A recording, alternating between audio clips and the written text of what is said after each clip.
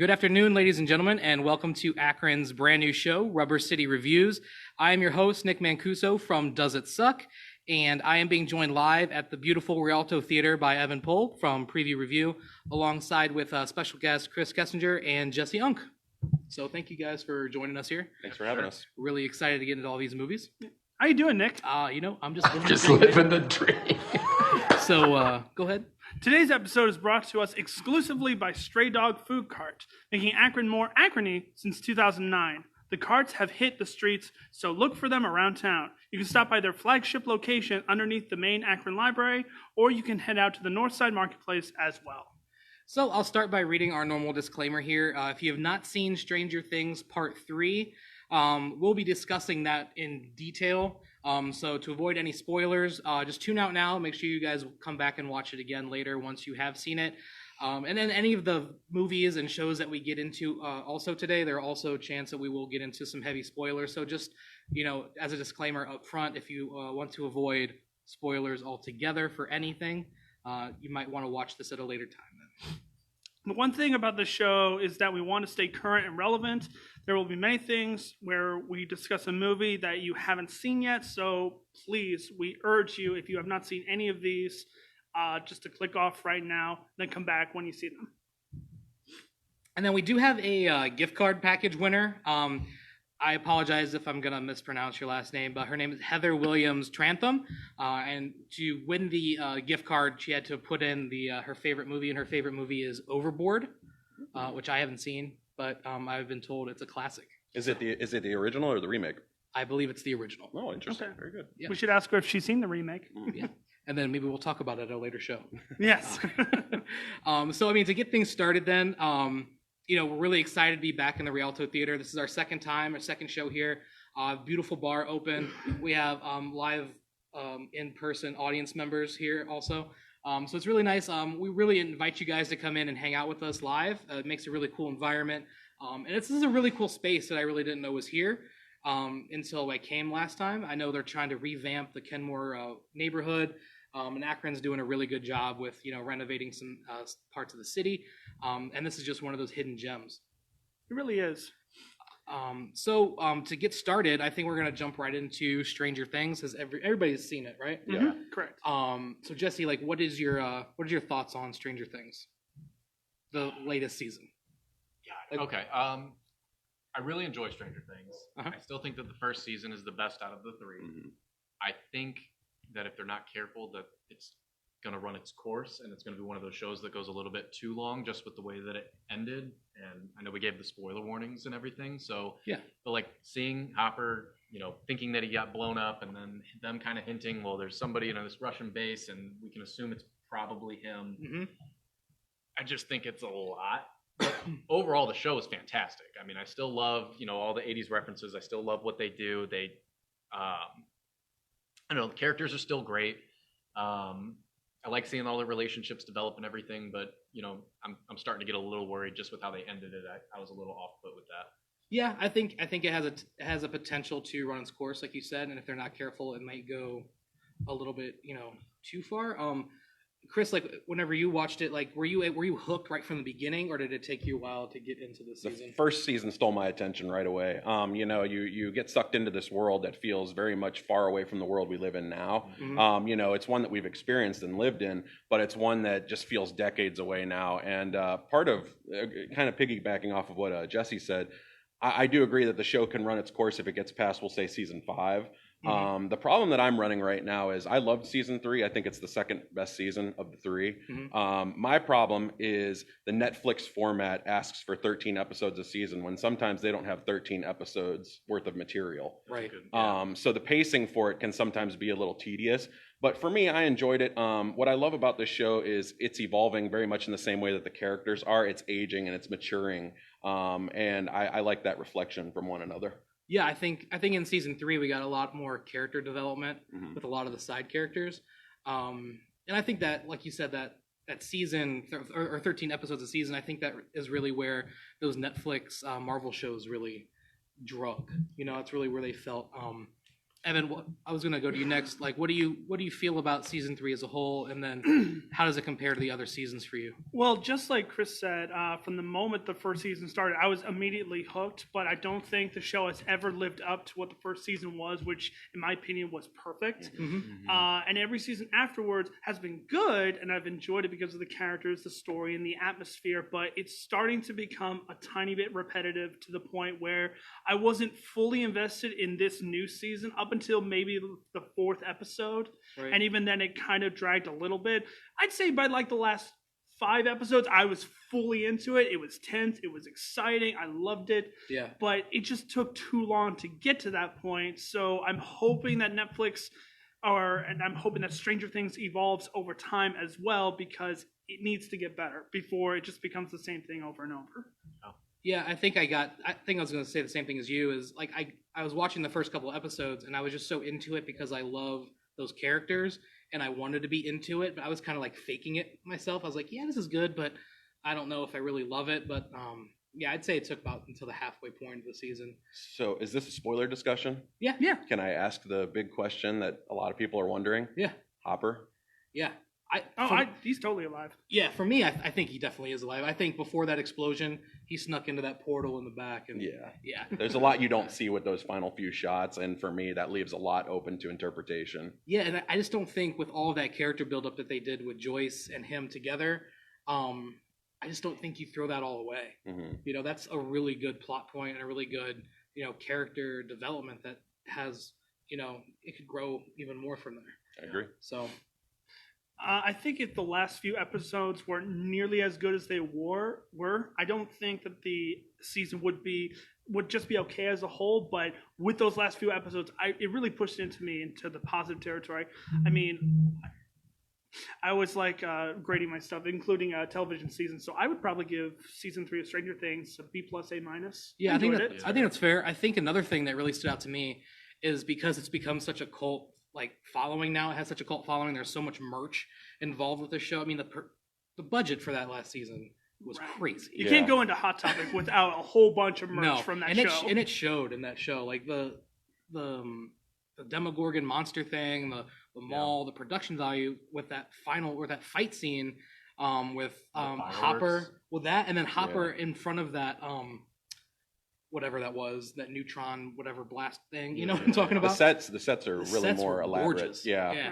And I mean, hey, they created Old Coke. They brought it back again just, as a promotion for the show. I bought that. Yeah, you? I did too. I did. Was it good? No. It's not good. There's a reason it lasted. Yeah, and I did a review on that on Does It Suck too. So if you guys want to check that out, shameless plug, it's on there. But I think moving on to other things that came out, that another show that came out was Amazon's The Boys. Which 3 of us have seen. Chris hasn't got a chance to because he's busy watching 210 movies. So we'll let him slide this time. So, but you're okay with us talking about it, right? Go for it, boys. Okay. So, I haven't been this excited for a new show maybe since I watched Stranger Things for the first time. I was blown away. I binge watched this thing in like 3 days. Yeah. It's, for those of you who don't know, it's a superhero-esque show that's on Amazon Prime. It's about superheroes, but it's more about the backstory, like a corporation who owns these superheroes. And let's say someone's getting mugged outside. It's not just a superhero that shows up. It's a camera crew. It's their PR person. It's, they're celebrities. They're celebrities in this world.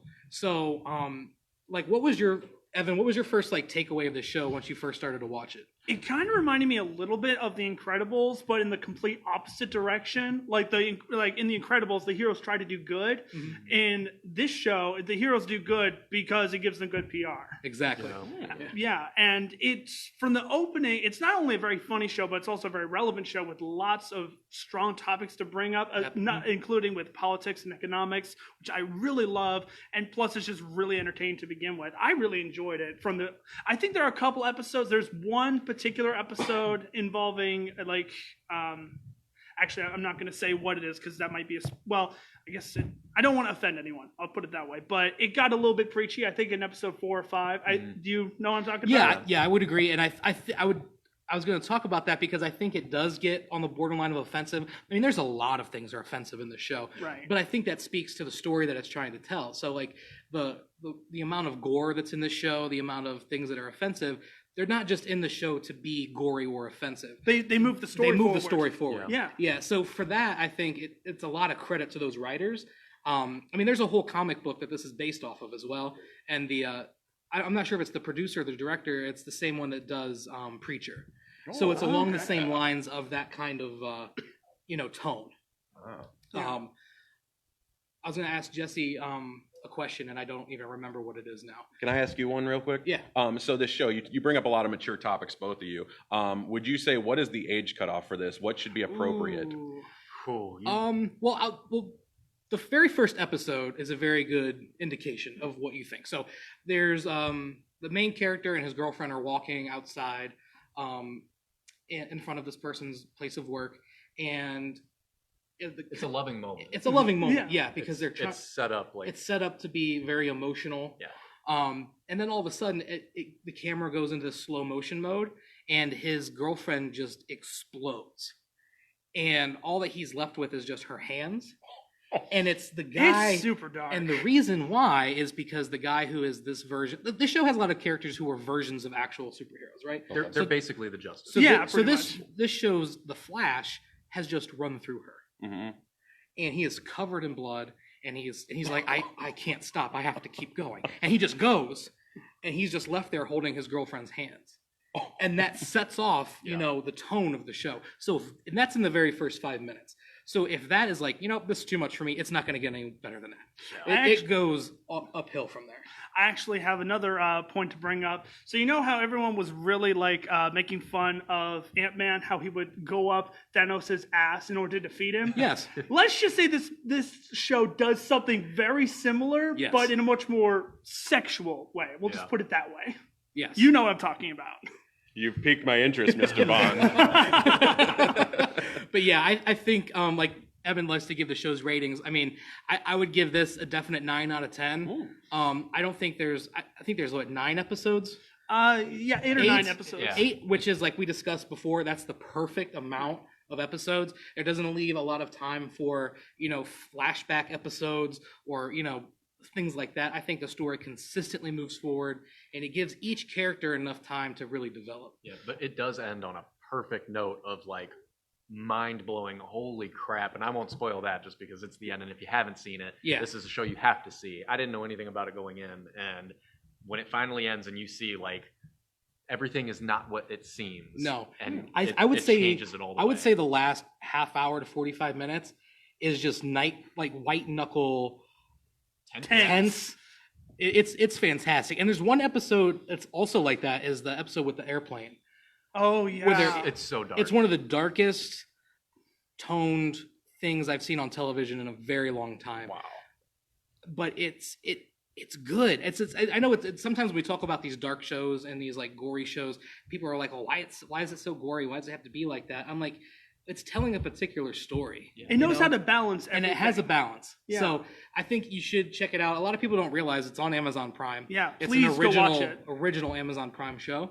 And if you have Amazon Prime, you definitely have access to all of their movies and their shows as well. So check that out. I personally would give it like a B+. I think it's right on par with me for Stranger Things season 3. There's a couple of characters I didn't really get involved with all that much, Okay. but I'm the nitpicky asshole, probably of the whole group. Question from the audience.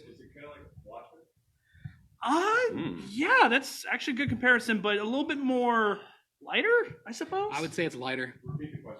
Yeah, the question from the audience was it could you compare this to Watchmen? Watchmen, I think, is a lot more political than this than the show is. I'm very excited for that. Yes. That'll give me. I don't currently have HBO because I didn't watch Game of Thrones and whatever. So I'm very excited to see that. I think that has really good potential. Which, as a reviewer, shouldn't you watch Game of Thrones? You think? Mm. I think you should get it done. Well, then you're not going to like me because I've only seen the first season of Game of Never Thrones. seen one episode. Look at What is this show, people? What am I on? Oh no! I think that says a lot, though. I watch True Detective and I watch Big Little Lies on HBO. That's about it. I did watch Chernobyl. Oh yeah, I watched Chernobyl. I really want to watch that. Is it Chernobyl good? is great. It's great. Yes. Yeah. Oh, it's so good. Awesome. Back to. All right, so think that- moving on from that, I think are we going to jump into movies now? I think we should jump into movies. Yeah. All right, so you were talking about how tense the one of the episodes of The Boys was. Yeah. Where that segues very nicely into the first movie we want to talk about is Crawl, a very good creature feature with a lot of tension, a lot of gore, and I really enjoyed it. I didn't get a chance to watch it, but Chris has seen a lot of movies just as Evan More has. than me. So I think with any movies that we haven't touched on, I think Chris and Evan can go back and forth and kind of discuss them. If you're Okay. cool with that. Yeah, I'm a lot like Evan. I love this movie. It actually surprised me a lot because I wasn't won over by the trailers initially, but then going into it, part of what I love about this movie is its filmmaking isn't afraid to get dirty with its characters. So the shots are very much on the surface level of the water where the characters Right, are it's very above it. dirty and grimy. Yeah, very much so. You almost feel the sweat from that setting. Where is it, Louisiana or Florida? Florida, yeah. Florida, yeah, because Florida Gators, which is subtle enough.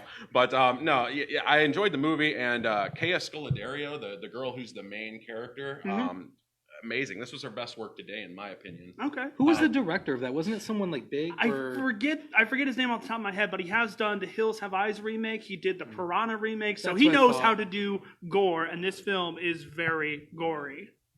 Yeah. Like incredibly. Like if you like strong creature gore, then you're gonna love this. Yeah, and the illustration of the special effects were believable enough. Like, there's enough weight in the alligators, to make them feel like a presence on screen. Right, but they don't feel like a monster. They just feel like a creature. Mhm. Like it's not exaggerated, like God forbid Sharknado or anything like that. This feels gritty and realistic to a certain degree, which is what I like it. Huh? Yeah, That's not a bad comparison. I would say the first movie for sure. Like after the others, it kind of got silly, but yeah, that's not a bad comparison to the first one. Yeah. Overall, I really enjoyed it. If you haven't seen it, I think it's playing at the Dollar Theater in Canton. I give it 4 out of 5. It's well worth watching. Yeah, for me, it was an 8 out of 10 on my scales or a B plus. That's really surprising for me. Yeah, I would definitely watch it if you get the chance. Yeah, for sure. But from there, we're going to move on to The Lion King, which I know all of us have seen, but there's one person here who apparently likes it. I liked it. I mean, here's the thing. With these Disney remakes, I know how passionate Evan is about Disney remakes. So when it comes to these, I go into the movie expecting exactly what the original gave me. And if I come away with something a little bit more that's like, oh, wow, that's really interesting, or that looks pretty cool, I'm happy. So please tell me, what did this movie give to you that was as good as the remake or even better? Please, I want you to elaborate. It was the best CG that I've ever seen in a movie. Beyond that, what else? What else did this movie give you? That's all that I needed. That's all that I needed. There is no emotion in this movie at all. I would disagree. Whenever, spoiler alert, whenever Simba's dad dies, I felt that. I felt that scene where they're in. I felt like it was more realistic to see a real stampede with Hans Zimmer's score, might I mention, barreling down on me. I thought that was more authentic than a cartoon at this point. You bastard! You had to plug your boy, didn't you? I did. And I got the soundtrack too. Okay, so a better question: how do you feel about the lack of energy in the songs? How they literally shortened one of the songs, half its length. Be prepared. Yeah, took a big. I was so splash. pissed off I against would that. say that the songs did take a hit. And then, Can You Feel the Love Tonight was performed in the daytime. Yeah, that's so dumb. there's a lot of things that were wrong with the music. Yeah. I will give you that. But for me, that doesn't take away the move. To be fair, they're trying to go for a more realistic aspect, so you can't have giant mountains growing underneath an army of hyena Nazis and volcanic explosion. The hell you can't. I mean, I guess you can, but it's not what they're going well, that for. didn't so stop a lot does get Aladdin. taken. That didn't stop Aladdin from being much more energetic. But Aladdin is based on the magic of a genie and wishes being granted. It's not just the African plains and the That's a fair the point. animal, the world, circle of life, and all of these things. I want to get something across. I don't hate this movie by any means. I do admit the visual effects are absolutely stunning. It's a beautiful film. Voice acting is really strong, but I can't push it to positive for me because it never was emotional for me. I think that's fair though. I think that Timon and Pumbaa are perfect. I'll give you that. I That love was awesome. Timon and Pumbaa. I'll give you that. Seth Rogen as Pumbaa might be the best casting of this generation. Yeah. Yeah, you know what was surprising for me as far as performances go, like the two least memorable performances for me was really that of Donald Glover and Beyonce. Like, I know. honestly, they didn't add much to the complexion of the characters, and for me, they kind of safeguarded it a little bit too much for my comfort. How do you feel? Well, that didn't really bother me all that much. It was Rafiki that honestly bothered me because his character was just so pulled back. You don't get the best scene of the movie, which is Rafiki whacking Simba on the head and giving him the lesson of the movie. This movie just beats you over the head with its message. Yeah, that's true. What's your grades, guys? Well, I give it a 2.5 out of 5. Right, mediocre for me. if I had to rate it, I would put it right at a 5. 5. Yeah, I think it's just enough to be entertaining, and I don't think it took any risks to be anything other than what it should be. So I would put it at a 5, maybe a 6 if I'm feeling generous about the music. Yeah. All right, great. All right. So moving on from there is a big one that we want to talk about is Once Upon a Time in Hollywood. Yes, and one of us up here did not enjoy it. That's bullshit. That's me. It's not that I didn't enjoy it, okay? It's that when I go to see a Tarantino movie, I expect a couple of things. One is the over-the-top gore, the blood splatter and all that other stuff, and there is a bit of that at the very end of this. And the other thing that I go for is the dialogue. It's the Royale with cheese, it's the not tipping waitresses, it's the random conversations that don't seem like they matter, they don't really push the narrative at all, but the writing is so good. And there's nothing from Once Upon a Time in Hollywood where I look back and go, that's a line that I'll probably reference for the rest of my life. I enjoyed the movie because it is a good movie. It's a beautiful movie. The sets, the shots, the acting, all of it is fantastic. It's not Tarantino to me. And that's the only reason why I take a couple points off for it for myself. I'm a big Tarantino fan. I go in with expectations. He just didn't meet him for me. I know it's his baby. It just didn't live up for me personally. Well, I can actually agree with that because while I do really enjoy this movie, I do think it's one of his weaker movies, for sure. And I think it's more because, like you said, you go into a Tarantino movie for some serious blood and brutal action, and you get that at the end. For like 5 minutes. Yeah, and that's about it. But at the same time, I was respectful of that because this is a very humorous, kind of easygoing movie. It's actually quite funny. I laughed a lot in this film. Yeah. What I enjoyed about it was the script very much for me feels like a series of inside jokes as far as, being behind the scenes, behind the camera. Right. Quentin Tarantino takes a lot of his stories and his history from behind the lens, and he incorporates it on screen. You feel like you're privy to some of this information that only actors and that only producers would know. That's for me why I think a lot of the lines weren't as quotable, because we're really kind of depicting real life here. We're depicting things that are happening behind the screen. So in a sense, conversation is more boring. And I'm not making excuses. You're absolutely right. That's a good point. But conversations are more boring. They're more grounded. They're more down to earth. If Evan and I are talking off screen, it's not going to be as fun or as thrilling as it would be in front of the camera. Right. So yeah. So I mean, for me, I agree. It's not one of his best films. For me, it's about middle of the road for Tarantino. It's around that 5 or 6 mark, like as far as his best go. But middle of the road is still good. Middle of the road is good. Yeah. For me, it was an 8 out of 10. So. I mean, I think the one thing I had issue with was the character of Sharon Tate, who was played by Margot Robbie. She's completely superfluous to this entire film. She has no reason to be in it except for there to be the reason of why we get such a brutal ending. That's it. Well, she's a plot device. Exactly. Yeah. She drove ticket sales. People thought, what is Tarantino going to do with this Foot real fetish. life situation? And everybody wanted to know. Everybody wanted to see it. They're going, oh my God, I can't believe he's going to do this. This is going to be a Manson movie. And it's not. It's not a Manson movie at all. I mean, Manson shows up, one time. One scene. And for him to make it into the trailer, that's just production companies knowing exactly what they're doing, driving sales. If you're expecting to go into this and see the Sharon Tate murders, spoilers, it's not there. You're not going to see the baby get cut off, which I kind of am happy about. I think that I respect Tarantino for not going that route and kind of showing what he I think that he wishes this is the route that Hollywood would have gone. Yeah. What would have happened had she not had all of this stuff happen? I think the biggest thing that I would have changed about the movie was just incorporating a scene between Brad Pitt and Charlie Manson. Even if it's like a 2-minute scene, I think it would have been cool to see the dynamic of those characters bounce off of one another. Instead of that big, a bit too long invasion scene we have where Brad Pitt comes to the community. To the community. Yeah. And I think it went a little too long. For me, I would have replaced that with a Charlie scene and just had a conversation. Yeah, I had a big problem with that scene because it builds up the tension for the longest time that you're gonna, what's going on with this guy that he's looking for? Is he gonna be dead when he gets there? And it falls flat. It's just a false tense scene the entire way through, and then it has a little joke at the end. You see a guy get beat up on, and it's funny, and you get your laughs, and you get a little violence, and then it's over. And it just didn't. I was expecting a weight behind that, and it just didn't pay off. I will say this is a better Sharon Tate movie than The Haunting of Sharon Tate, that also came out this year. We're not even going to get into that because I'm going to save that for our worst of the year because I cannot wait to butcher that film. Moving on from there, I do want to talk about an indie film that The Art of Self-Defense, which the two of us watched.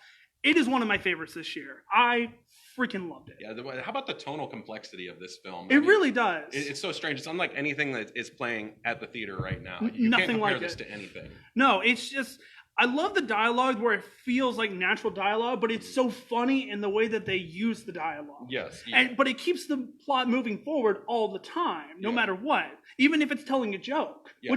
And that's the sense of good writing right there. So, like, for those of us who haven't seen it, what is that movie about? Basically about Jesse Eisenberg, who's pretty much just a coward for most of his life, and he wants to be a bit more brave. So he goes into karate, or what is it? Yeah. Taekwondo? Yeah, classes? it's karate. Yeah, I mean, I think it's just basic stripped down karate. Yeah, he gets jumped one night when he's out walking the dog or out going to groceries rather, and he wants to take up self-defense classes. So he does. He goes there, and the master of the dojo is kind of this like arrogant prick of sorts, and so he basically tries to mold Jesse Eisenberg, which is what leads to my favorite element of the material. Yeah. It's really a side of male masculinity, the toxic masculinity that film is often afraid to portray. This one dives right in, and it shows why it's a toxic. And speaking of molding, this film molds from a very pitch black, hilarious comedy into this sinister thriller, not unlike Get Out from 2017. It reminded me a lot of that, at least in the terms of how it changes its tone, because by the end of it, it's a very sinister film, but it kind of has the humorous edge to it at the same time, which I loved about it. It is one of my favorites this year. I'm going to give it a 5 out of 5. I loved it. Interesting. Wow. I remember I gave it a 9 out of 10, actually, was on my list. The only slight critique that I had from the movie was the twists were predictable for me. I did see them coming because the way they set them up in the first act. I can respect that, but I think even though I did predict the twist, it ultimately, the execution of the twist was still engaging enough for me to let go of that. Sure, absolutely. So we're going to move on from that to a movie I did not see, which is Hobbs and Shaw. So I take saw it away. that one, yes. We know why you saw it. Yeah. So, in case anybody doesn't know, the new Christopher Nolan movie called Tenet has a trailer that only premiered in front of Hobbs and Shaw. So I bought my ticket to see the movie just to see the trailer. Why did you just Which walk is out old then? school, how things used to Yeah. be. You used to have to do that. Yeah. Now everything's online. So I love that route. Yeah. So, I mean, to see the Christopher Nolan IMAX 70mm trailer on big screen with his, I mean, it's not Hans Zimmer this time. It's Disappointing. Ludwig Göransson, Yeah, I think, Ben Göransson. Yeah. doing the score, which looks like it's going to fit the tone of this movie perfectly. It almost looks like a spy thriller. I don't know. It's very hard to tell with where this is going. But anyway, back to Hobbs and Shaw. Was the movie actually good? Sorry, I can talk about Christopher Nolan all day long. Whenever I go and see a Fast and the Furious movie, I know what I'm getting myself into, right? I'm getting myself into cheesy dialogue, cars, guns, and explosions. And that's what I got. Yeah, so, I mean, I wasn't expecting, any type of plot, which, if you've seen Mission Impossible, what's the one where they have the Chimera and the... 2. Mission Impossible 2? Oh, my. That's this movie. The only bad one. So I love that movie growing up. basically, there's a virus that is a weapon, and instead of stealing it, the girl injects it into herself, and then they have to spend the rest of the movie trying to figure out a way to get it out of her. Oh, so this is literally. It is literally Mission Impossible 2.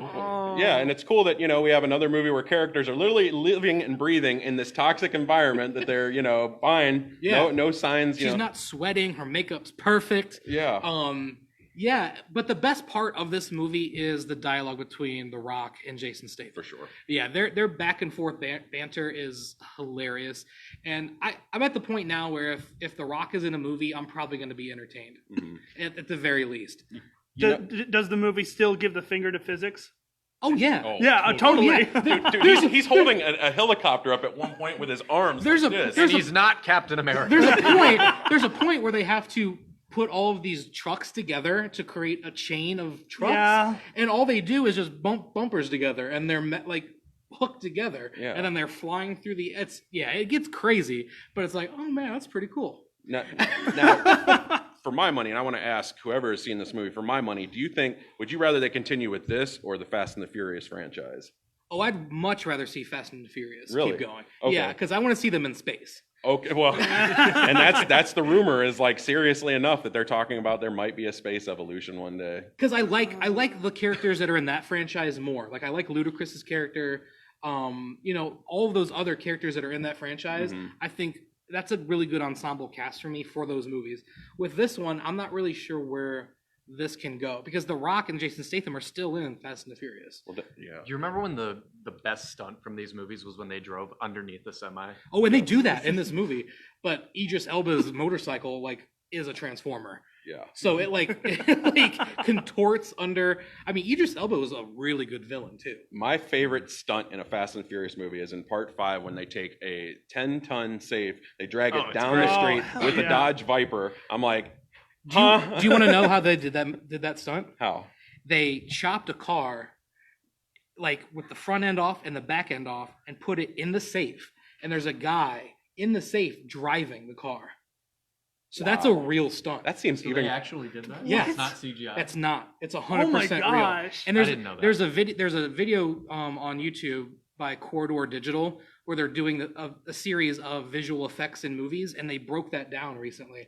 How there's a little window of a guy looking through, and he's drifting and driving the car behind. That's an actual the wildest stunt. thing I've ever heard. Yeah, now I want a Dodge safe. Yeah. Yeah. That movie has just gained 5 points for Yeah, me. it's That's wild. incredible. It's So, wild. what would you give it? Oh, for me, just based on entertainment value alone, probably a 6.5. I don't really see it going any higher than that, just because of it's silly. What about you? I was a 6 too. I gave it enough of a pass because there's enough of a differing style visually here to this movie as opposed to Fast and Furious films. It a lot feels like a 70s kind of shoot 'em up banger. Yeah. Yeah. So moving on from that, we are going to talk about Dora and the Lost City of Gold, which, big surprise, doesn't suck. Don't use my catchphrase. You owe me $10. Wait, is that copyrighted? Absolutely not. It is, bitch. I love how you work that in. I'm with Evan. This movie was a lot of fun. Going into it, I wanted to hate this movie so bad. The trailers did not win me over even in the slightest. I thought this movie is going to be one of the worst of the year, and this is one of those times I can say I was wrong. I mean, I don't know what else to say beyond that. I mean, it's not an awesome or even great movie. I'd say it's good. It's fun. solid. It's fun. Yeah. But it actually gets surprisingly more adult than I expected for a kid's movie. I mean, all right, spoilers. They literally get high in this movie. And we see a cartoon version of Dora. And I'm like, what is happening? Yeah, they paid homage to the TV show that all of the young fans grew up, loving. To me, the best part was easily Isabella Moner, who I've always been a fan of. She does great work, but here as Dora, I mean, I hate to say this is almost an Oscar-nominated performance here. Yeah, no, because of the way she commits to the role. Seriously, she is Dora. She I is have a so question. charming and so energetic, so fun, and so lively. I didn't see this because Dora was 5 years past my childhood, Right. so I never really grew up. I mean, I didn't watching even it, watch but- it when I was growing up. But my sister watched it, so I have an understanding. She's with this little monkey, and they go on adventures, and a fox tries to steal things. Do they Like I know she has the monkey in the movie. Is there still a fox that comes after her? Do they Oh yeah. do they make it all Is real or? Benicio del Toro? Yeah, Benicio del Toro. Is voiced- voice- So voicing it's the still fox. a kids movie. They don't Yes. like realistic make things. Like it is. No. It's a Okay. good movie, but it's a freaking weird movie at the same time. Yeah, and it has this just infectious energy to it that, like I said, with the exception of maybe some second act pacing that could have been a little tighter for me, like honestly, this movie's harmless. Yeah, that's the word I've used to describe it. I think what ultimately drove it down to like just okay score for me is because like the last like act is a complete Indiana Jones ripoff. Yeah. Yeah, it With really is. Traps and villain, all that. Oh gosh. Yeah, I agree. I actually was loving it for the first like hour of it, but then it just slipped into this other territory. Like, oh, it's not nearly as good. I wanted more of the element of Dora at school, interacting with these teenagers of modern day. That's kind of what I want. I wanted that movie, and then I got the one in the jungle, and it was okay. It was fine, but that movie was better. I personally would give it a 3.25 out of 5. I actually enjoyed it quite a bit. You shut up. Mine was a 7. I would give mine a 3.145765. I haven't seen it yet, though, but I'm sure that's what it would be. So Nick and Evan are about to rumble. Can you say rumble, boys and girls?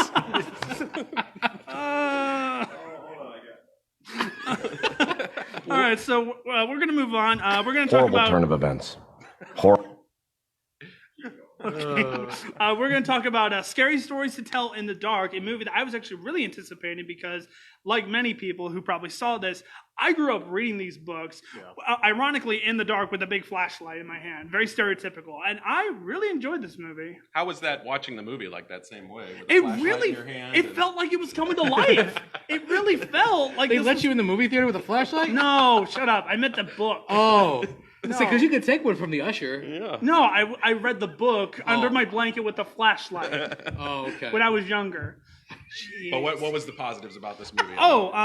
For starters, all the practical effects, all the monster effects were so well realized, and it literally felt like the book was coming to life. Yeah, there were images in this movie that were legitimately like terrifying. Yeah. From, even a young person or a mature person's perspective. That scene with the big woman coming down the hallway, the way it's shot and the way the paranoia sets in. It feels with so claustrophobic. Yeah, with each shot, it gets tighter and tighter and tighter, and you just focus on that creepy face of hers, which is perfect from the book. The scene that honestly got to me too much was the spot scene because I have something against not spiders, but I hate like anything that deals with the face with like facial Just like being in there, like yeah exactly. And Penetration. yes Yep. yes when the spiders come out of the So, Evan, Full- you have an issue with penetration? Facial penetration. Mike. Oh, excuse me. can we have like a bleeping sound effect, please? No, this is my show. There's no bleeping.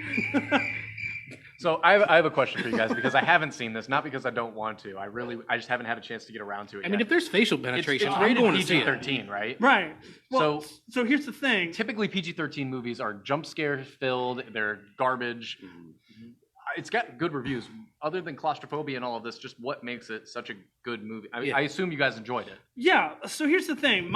There's a difference between a jump scare that's just a loud noise out of nowhere, no build up, and then there are jump scares that have build up, have tension, that build up to it, and then there's that moment of relief that makes you think that there's not going to be a scare. Then the scare happens. That's what's effective, and that's what this movie does. And for me, it's like these kids, I don't know if we ever get a particular age for them. They feel around 16, 17 maybe. Yeah, roughly. For me, there's consequences. Like that's what I love about this. Even though it's PG-13, there's very real consequences to this world. And like Evan said, the jump scares, they're fully realized. I think they're acceptable here. For one, they don't use them too much. And for two, when they do use them, they're warranted. You know, it's not like if I threw a basketball over here, it's not going to make a loud, huge thud. Right. It's going to make the thud that it rightfully should. That's kind of what it is in this movie. That's a good analogy. Okay. Yeah. I also will say this, that I took my girlfriend to go see this. Now, my fiance. Yes. Congratulations. Thank you. But so the thing is that with this movie, I actually took my fiance to go see this, and she normally hates horror films, but she actually enjoyed this. So I feel like this is a nice horror film for people that normally don't like horror. It's just scary enough to like satisfy horror fans, but not too scary in order to have a bigger crowd go see it. And I love Baby, that. do you hear that? We're going to see the movie. Yeah, it's got great accessibility, and I think especially for it reminded me a lot of tonal wise Trick or Treat. As far as if you would show this to like a 7-year-old for their first horror movie or something like. I don't know about 7-year-old. Except I live in a very demented house, but yeah. Does it have penetration? Facial, but yeah, for me it was. I can't remember if I gave this a 7 or an 8. I think I gave it a 7. I mean, I gave it. Don't even call me out on this. I gave it a 3.75 out of 5. Wow. I really enjoyed it. Nearly a 7. Very good. We have a couple more movies. Good Boys, the next one we want to talk about. You didn't get a chance to see it. I'm very disappointed I was supposed in to you. go last night, but I'm probably going to see it either tomorrow or on Monday. You're the guy who was raving about this movie. I like, know. You were like so hopeful I know, because because it reminded me of Superbad Junior. Yeah. Yeah, And that's pretty much what it is. Yeah. It's. I think that it takes a little few too many cues from Superbad. Superbad has a much more narrow and concise plot that kind of builds up to something. This movie just feels like it's interconnected with scenes that are funny, but ultimately don't have too much consequence. I mean, there are consequences, but not nearly as much as you might think. Yeah, Superbad's humor consistency was stronger, definitely for me. I did laugh a lot in this movie for sure, but Superbad seems to be like it's evolving into something bigger. As to where this movie doesn't really fully realize what it wants to be in the third act. I do enjoy this movie. I think the kids put on amazing performances. Funny, it's everything you want it to be, but it's never anything more. Right. I think it's kind of like a toned down version of South Park, a live action version. Mm-hmm. But ultimately, I think there are one too many. I actually saw it with someone that's in the audience, and we both liked it for the most part. We did laugh quite a bit. We also cringed a lot. There is quite a bit of cringy humor in this movie for sure, including one scene that I just wanted to fold my face in. I think I know what you're talking the about. BDSM scene. I about just wanted to fold my face. Yeah, when you see kids doing this, you almost kind of feel like a father when you're watching. It's like, oh, why? Yeah, But overall, I think it's enjoyable. If you saw the trailer and it looked funny to you, you'll have a good time. I give it a 3.5. yeah, for me it was a 7 out of 10. Okay. We got two more. Brief one. Yeah. Yeah, yeah. Yeah. So next one we want to talk about is Loose, which is currently playing at the Nightlight in downtown Akron, which is why we want to talk about it, because we both got a chance to see it and we both really like it. Yeah, I think Loose is one of those interesting stories that it's really perfect for the time and place. Oh, yeah. Our social commentary going on, not only with minorities, but really just preconceived notions and judging books by their cover. I think this movie is 2019's Black Klansman from last year, a movie that really has realistic drama that brings up very tough discussions, which is exactly what this movie does, while also being a very fascinating and interesting drama that really keeps you engaged with the dialogue. Yeah. So basically what the story is about, in short, is that Octavia Spencer is a teacher, a high school teacher, and she comes into conflict with Luce himself, who's a black teenager, all athlete, all star. He's smart kid. Everything's great about his life.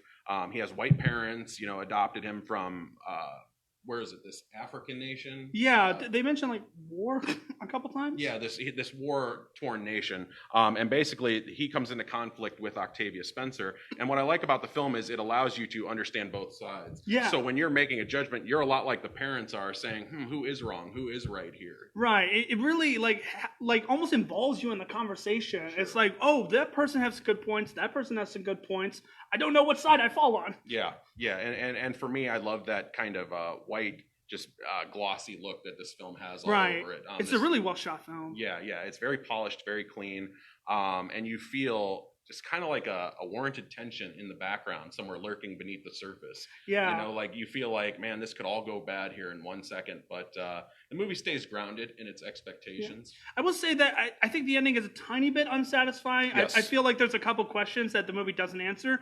Aside from that, I loved it. I'm curious to know what either of you might have thought if you had seen it, or if it sounds good to you. I personally did not get a chance to see this one. No, whenever I went and saw Midsummer at the Nightlight, I think there was a trailer for this one, and then I'd seen another trailer before. It definitely looked interesting. I just haven't had a chance to see it, but that falls into one of the genres that I really love, like where it takes social commentary and really dives in and puts you in there. And does it give you a feeling like there's a conversation going and you just can't escape it? Yes. and Yeah. you're kind of like stuck in it, and it gives you that feeling of, oh my gosh, this is getting really It tense. really makes you address some relevant issues. 'Cause I it love forces movies you to. like that. Yeah, definitely go see it. If you live in downtown Akron near the nightlight, please go see this. It is well worth seeing. I'm giving it a 4.5 out of Yeah, 5. it was an 8 out of 10 for me, which is the same thing as a 4.5. So No, that's a 9 out of 10. It's, 4.5 out of 5. Next movie. Now, cool. Speaking of, briefly, speaking of Midsummer, you're going to go see the extended cut?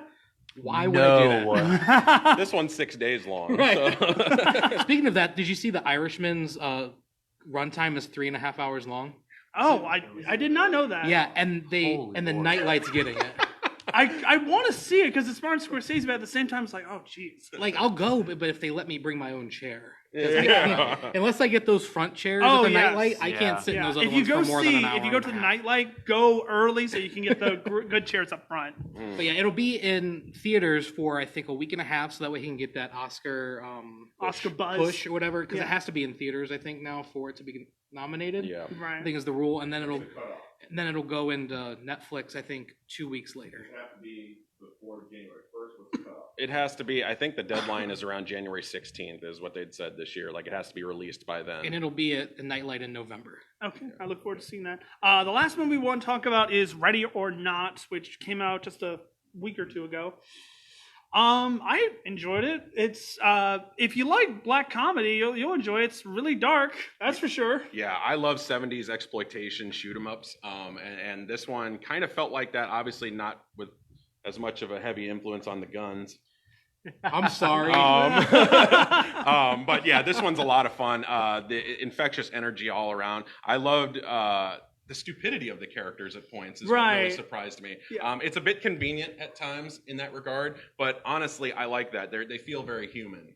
They feel very fleshed out. You know, Right. If we picked up a gun. Yeah, the movie kind of reminded me of You're Next, which was Yeah, a good horror fantastic film when that movie. came out. So if you liked You're Next, you'll probably like this too. I'd say that there are a couple. Yeah, I agree with him. There's a bunch of inconveniences that just made me kind of frustrated. I also think that there really isn't a character that I ever really sided with. Even the main one, the main protagonist, who's played Samara Weaving. Samara Weaving. I liked her by the end, but up until then, it's like, Not Margot Robbie. Yeah, just yes, discount Margot Robbie. yeah, Discount there you go. Margot Robbie. Yeah. Beat me to the joke. You know what was cool with me, what really brought it home was the ending. The last 5 minutes of this movie are so batshit and off the wall. I You kind didn't of like it? No, I loved it. As a matter of fact, it's like up until that point, it's like, okay, this movie's all right, and then I'll go and say it. Well, actually, I won't say it because I bet one of you. I have wants- not had a chance to Yeah, see it I yet. would- You want to see it? I really okay, I want won't to, ruin yeah. it, but something happens. the Mostly last- because of your reviews. I read it and Well, thank you. yeah. But in the 5 minutes, something happens, and it's a beautiful thing. It's awesome. Yeah, it's Is it penetration? Shut up. to a degree. I mean, he's not wrong. But yeah, for me, it's like it throws all the rules out, and it's just like, man, it's a free for all in the last 5 minutes. It's crazy. I thought you left that at home. I got a secondary. Oh, I bet you do. You have a backup. Vote now in the comments section. But for Ready or Not, I give it a 3.75 out of 5. Yeah, Shut up. it's 7 out of 10 for me. All right, so moving on from movies, we're going to talk about some current stuff, including the Phase 4 of the MCU and the Spider-Man controversy. All right. Oh, boy. All right, here we go. Just so you know, we're about 10 minutes out, which is fine. We can go longer, but then finish with Joker after that. Okay, right. Yeah, absolutely. So, I'm sure as all of you know, Marvel and Sony have kind of Screwed us all. Jesse is very passionate about Spider-Man, but I would agree. There was an agreement where Spider-Man would be with Marvel for a certain amount of movies, and then it was probably understood that they'd reach an agreement because they make so much fucking money that they would just come to an agreement. Yeah. But evidently not. So Spider-Man is still signed on to do 2 more movies.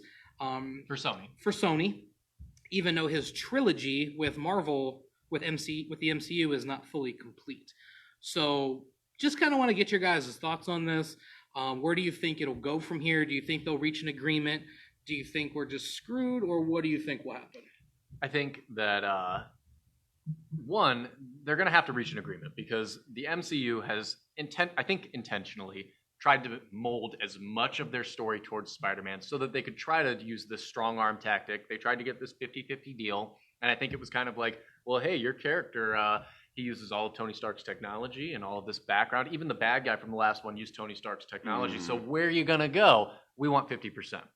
And I think that Sony, if they try to do their own independent thing, they can't use the Iron Spider. They can't use any of the background information. They just kind of have to nix it. They can't use the blip. They can't use all of these Marvel properties that they've now, ingrained in both of their stories. So I do think that something will get done. I would love, just for the fact that even though I think that Disney was wrong to try to force that issue, I would love for them to just say, hey, we're going to give you $10 billion, $15 billion. Let us have Spider-Man and be done with it and buy the property back. But just because they make better products personally. I personally think I like the Venom character, but I didn't really like his story, and I think that's their biggest issue. But yeah, so I think something will get done, though. I will say that for the most part, I am on Disney's side for this. I want Spider-Man to come back to the MCU. I will say this, though. I am very happy that a big company has finally challenged Disney in their supremacy of being a giant monopoly. So I have some respect for Sony, but not much. Yeah, I mean, I messaged you guys about this a lot, and the thing that I failed to understand about the whole thing was really who's in the wrong in this discussion, because it seems like you could fault both of them to a certain degree. You could, and like when the news first broke, there were tons of memes and tons of things out there about how Sony was at fault and how people were hating on Sony about it. Boycott Sony, yeah. But when you really looked into the details of it. And there's more fault, I would say, on Disney's part for trying to strong arm them into that. But I mean, I kind of came up with an idea that could work. I ran it by Jesse about how they don't really own the rights to Tom Holland. Yeah. They own the rights to Spider-Man. So bring Tom Holland back and just make him Iron Lad. And just, Spider-Man's outed. We know who Spider-Man is now. The world knows. So let Spider-Man die and just which I think would be amazing. And just let Tom Holland be Iron Lad. Beautiful. I love it. Wow. I'm all for it. Yeah. Make it happen. And then Disney's like, whatever. Sorry. Yeah. Wow. Yeah, that's pretty impressive, man. I like that idea. Yeah. For me, it makes me wonder, where does this leave the movies, in general? Right. The consistency, the continuity and everything. I don't know. Because if you read any comment section anywhere, even because Spider-Man just came out with an extended cut in theaters where there's that fight scene where they're in the club and he has the Iron Spider costume, and that was never in the real movie. Yeah, but it was in the trailer. It was in the trailer, so that's in the extended cut. And then there's there's a drone, the spider drone that's in there that's crawling around. So there's an extended cut in theaters now, and they're trying to really push that and people to go see it. And if you look in the comment section, every single person's like, I'm not going to see this. Bring Spider-Man back. Bring Spider-Man back. Ooh. And then the Spider-Man video game just came out with the Game of the Year edition. And every comment in there is, bring Spider-Man back. Bring Spider-Man back. So they're feeling the pressure. What a backlash. They're feeling the heat, and they have to do something. Yeah. Well, so we get some comments coming in from the audience online right now. So whoever knows Share View and Christopher Stewart. Oh, sure. I know Chris Stewart. All right, so they both have had some. So if you want to address those comments. Yeah, I mean, I sure says I agree. If anything, it should be Sony Disney 60-40. And I would agree with that, just on the base that Disney has.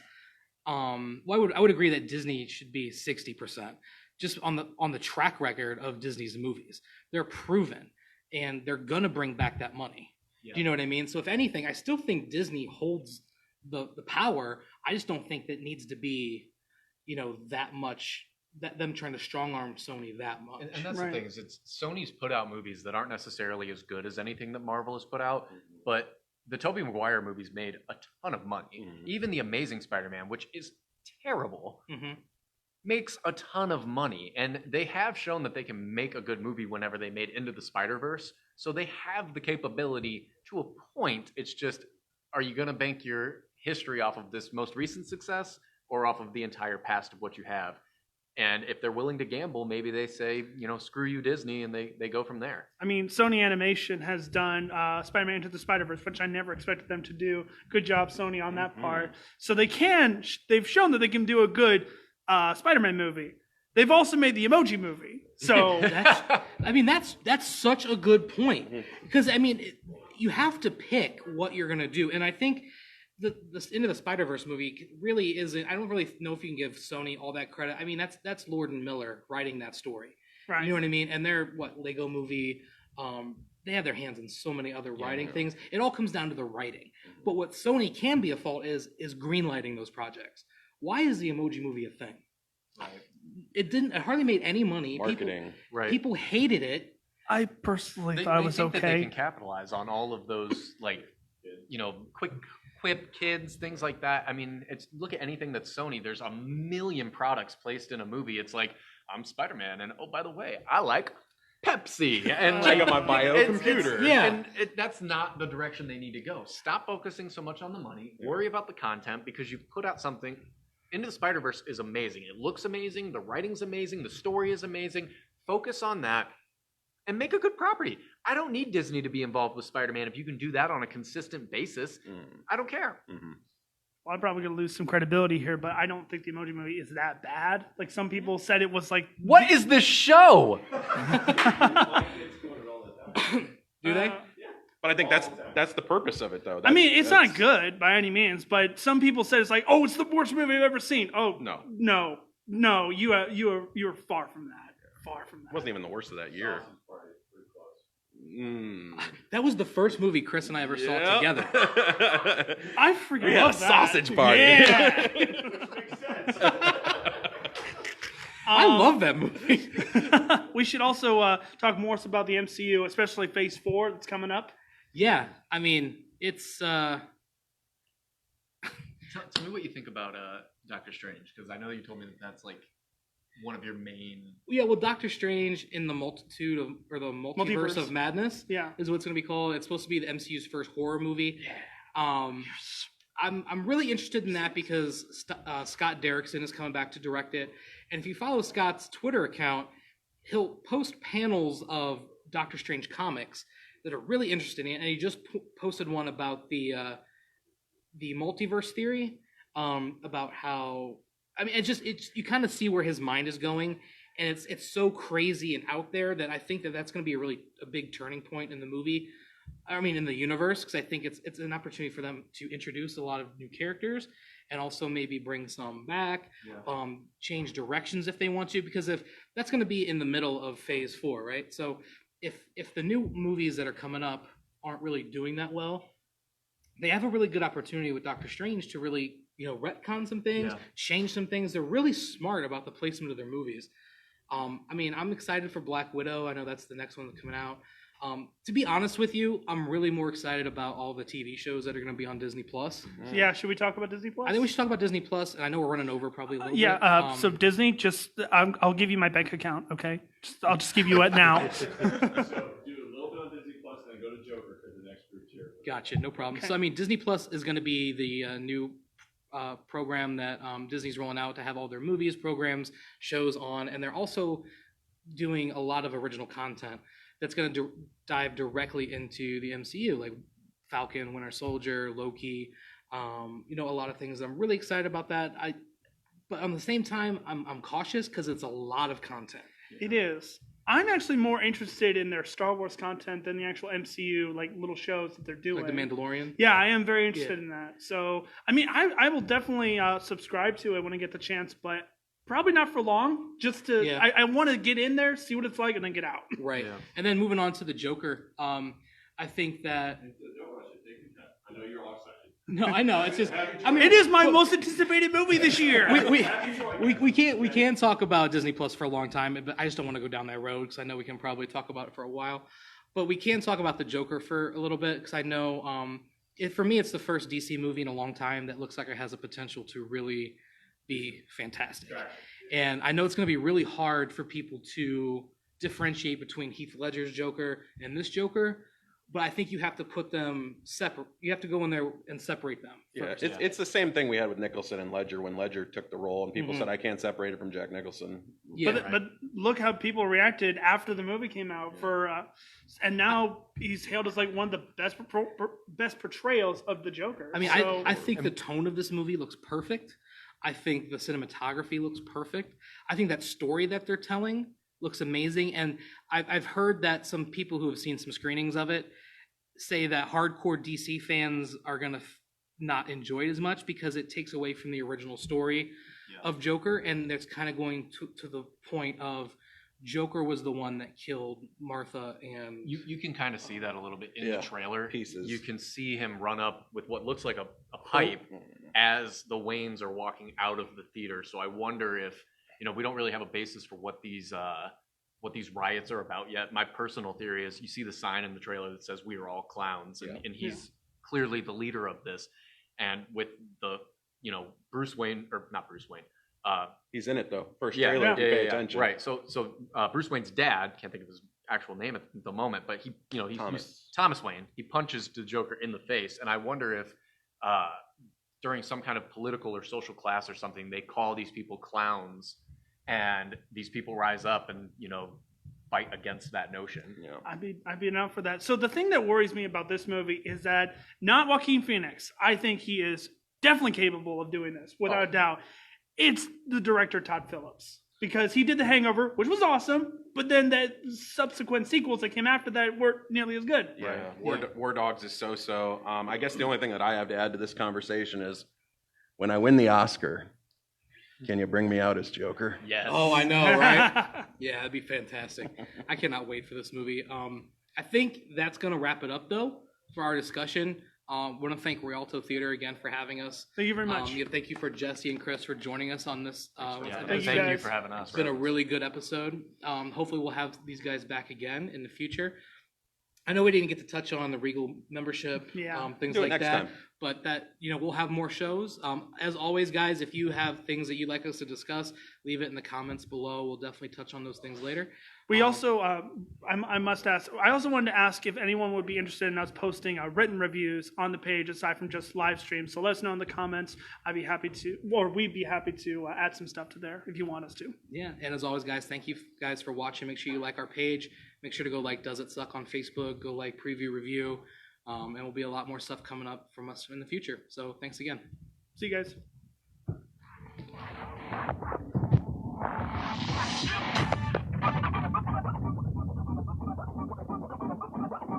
This podcast is a copyright of Moon Garden Media Limited.